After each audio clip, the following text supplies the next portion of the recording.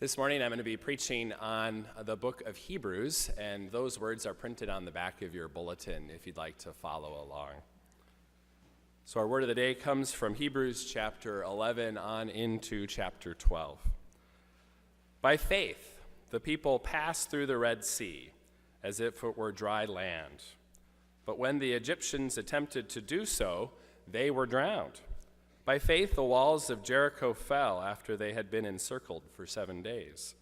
By faith, Rahab the prostitute did not perish with those who were disobedient, because she had received the spies in peace. And what more should I say? For time would fail me to tell of Gideon, Barak, Samson, Jephthah, of David and Samuel and the prophets, who through faith conquered kingdoms, administered justice, obtained promises, shut the mouths of lions, quenched raging fire, escaped the edge of the sword, won strength out of weakness, became mighty in war, put foreign armies to flight. Women received their dead by resurrection. Others were tortured, refusing to accept release in order to obtain a better resurrection. Others suffered mocking and flogging, and even chains and imprisonment. They were stoned to death. They were sawn in two. They were killed by the sword. They went about in skins of sheep and goats, destitute, persecuted, tormented, of whom the world was not worthy. They wandered in deserts and mountains and in caves and in holes in the ground. Yet all these, though they were commended for their faith, did not receive what was promised, since God had provided something better, so that they would not, apart from us, be made perfect. Therefore, since we are surrounded by so great a cloud of witnesses, let us also lay aside every weight and sin that clings so closely, and let us run with perseverance the race that is set before us, looking to Jesus, the pioneer and perfecter of our faith, who for the sake of joy that was set before him endured the cross, disregarding its shame, and has taken his seat at the right hand of the throne of God. So here ends the reading. So I got to tell you, and you're probably going to laugh at me when I say this, but time moves really quickly, doesn't it? Time moves really, really quickly. Sometimes time, it feels like a runaway freight train, and you would love to be able to stop it, but you just can't. It keeps on moving.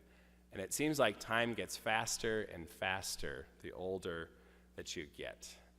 And this week, I just received in the mail an invitation to my 20-year class reunion. How is that possible? 20 years ago, I graduated. And I've been thinking about this, and I probably should stop thinking about this, but the kids that just graduated this year, they weren't even born yet when I graduated. That's really hard to believe, really hard to believe. And then I've also been thinking about some milestones in my own life. My wife and I just celebrated 9 years in the ministry. I just realized that like 2 weeks ago. It was July 22nd, 2007, when we were ordained. So that's 9 years ago. I've been a pastor for 9 years. One more year and that's 10 years. That's really hard to believe. And I've been here for 2 years already, just a hair over 2 years. It seems like I just started here. Time moves on very, very quickly. And just a few weeks ago, we celebrated the 18th birthday of my nephew, Jacob. And Jacob lives here in town. And he was born in 1998. And that was the same year that my wife and I started dating. That was 18 years ago. I still remember meeting him as a baby in my wife's dorm room at the University of Minnesota, Morris. And he'll be graduating this next year. He's got one more year. It's hard to believe that he'll be graduating. Where does all this time go? And so I've been thinking about Jacob as a young child, and he was a lot of fun. He was maybe not as fun as Paul, my son, but to be sure, he was a lot of fun. And one phrase that he used a lot was this: "It's hard, Mom, help." It's hard, Mom. Help. If Jacob was especially challenged by something, he would stop what he was doing and simply look up and calmly say, It's hard, Mom. Help. And my wife and I have used that phrase between the two of us when faced with difficult challenges in life in order to bring a little bit of levity. It's hard, Mom. Help. I love this phrase because it does two different things. First, it names the fact that one is facing some sort of difficulty. It's hard. And then the phrase leads one to ask for help. It's hard, Mom. Help. If things are hard for you in your life, name those things and always, always ask for help. Help is always around the corner. You just have to ask for it. Today's reading from Hebrews is directed to a group of people who were going through a difficult time and they needed help. Maybe there was even somebody there saying, It's hard, Mom.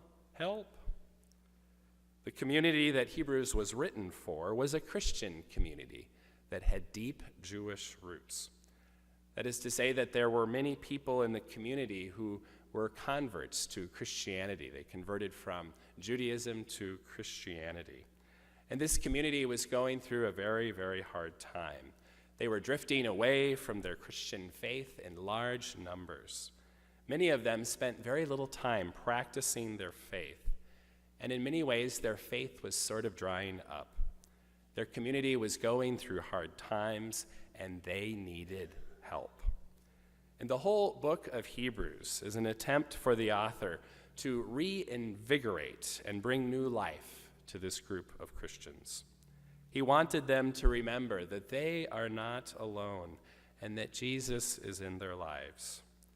In some ways, the book of Hebrews is calling on the people to have a revival of sorts and to once again acknowledge and realize just how amazing it is that God sent Jesus Christ, his Son, into the world to wipe away all sin and to bring new life once and for all. In our section of Hebrews, this wonderful book of the Bible, the writer is reminding the people of the great heroes of the faith. Those heroes of the faith also went through very difficult times.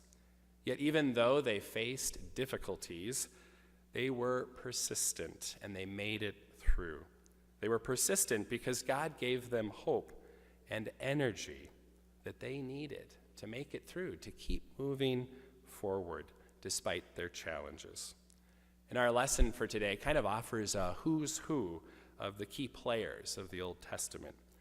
We hear of those Israelites crossing the Red Sea.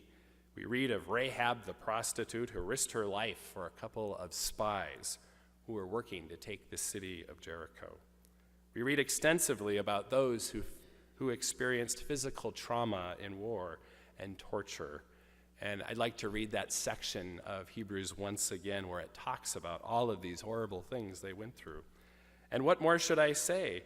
For time would fail me to tell of Gideon, Barak, Samson, Jephthah of David, Samuel, and the prophets, who through faith conquered kingdoms, administered justice, obtained promises, shut the mouths of lions. Imagine that. How did they shut the mouths of lions? I'm scared of cats. And they shut the mouths of lions. They quenched raging fire, escaped the edge of the sword, won strength out of weakness, became mighty in war, put foreign armies to flight, and it goes on from there. Others were tortured, refusing to accept release in order to obtain a better resurrection. Others suffered mocking and flogging and even chains and imprisonment. They were stoned to death. They were sawn in two. They were killed by the sword. They went about in skins of sheep and goats, destitute, persecuted, and tormented. Can you imagine going through all of the things that these great heroes of the faith went through? It's stunning. It's amazing. So this author goes into great detail to remind the reader or the hearer that those who have gone before us have gone through some really horrible things. Yet despite those horrible things, God brought them through. They were brought through because of their faith and their persistence that was gifted to them by God, our Creator. In talking about those amazing ancestors that had gone before them, it was almost like the author was saying, wake up, people. If your ancestors persisted by faith through all of these horrible experiences, you too can make it through the difficult time that you are facing right now.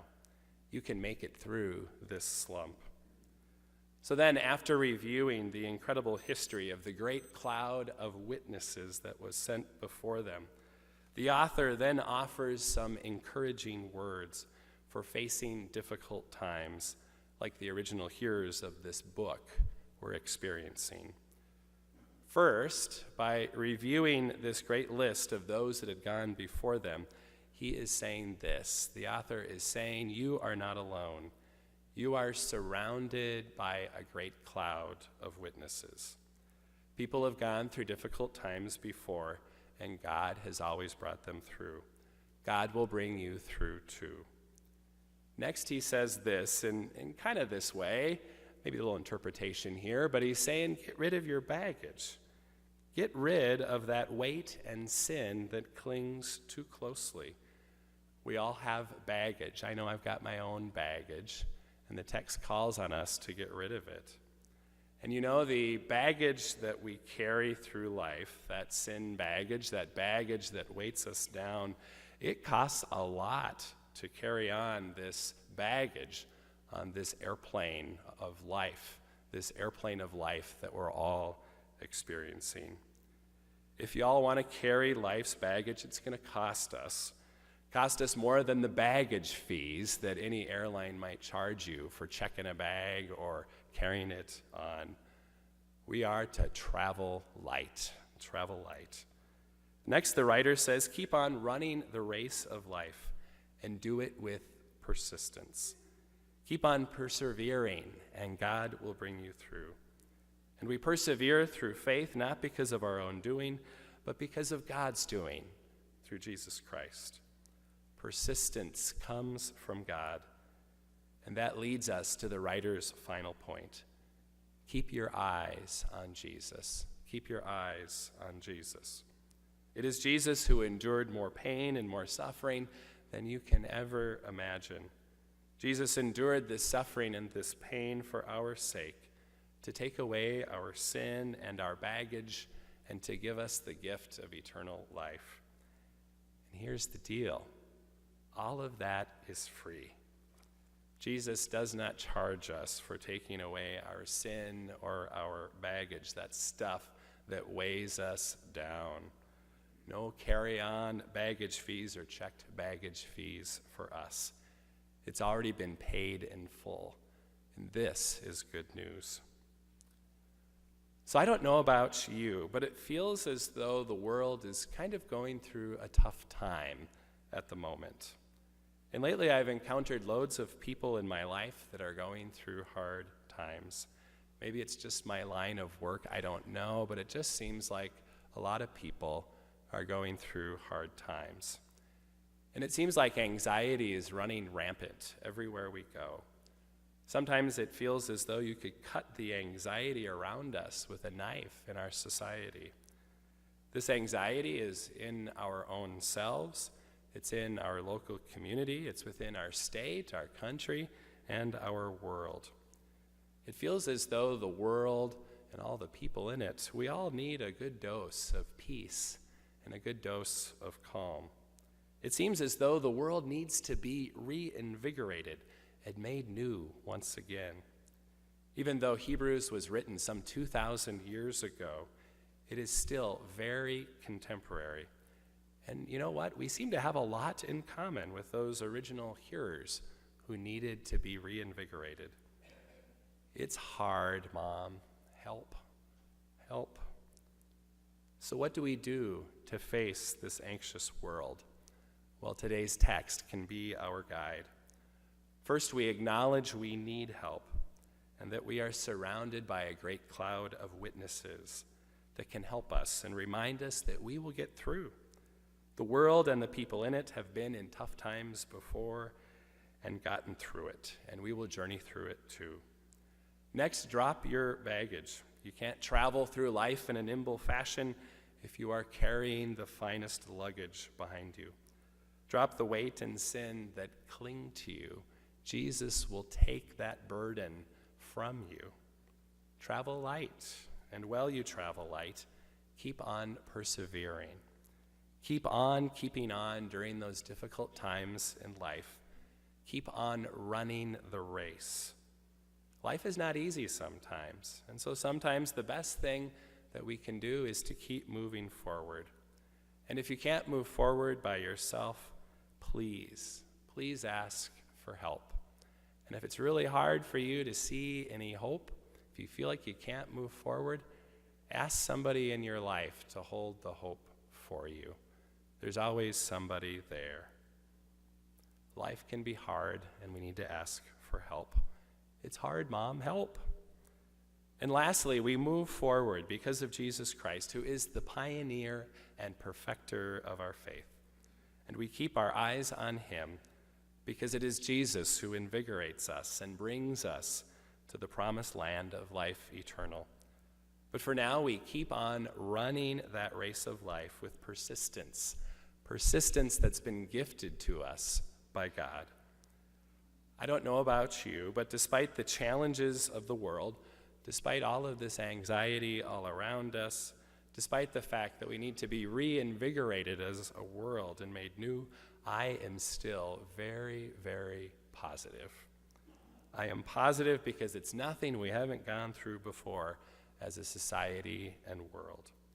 I am positive because there are really good people in the world who can help and bring calm to difficult situations. I am positive because we don't go through life alone. We persevere and move forward by keeping our eyes on Jesus, who will bring peace to our souls, to our society, and to our world. I know by faith that this is true. Life moves like a runaway freight train sometimes, and life is hard sometimes. But Jesus is always there to help, and this is good news. Amen.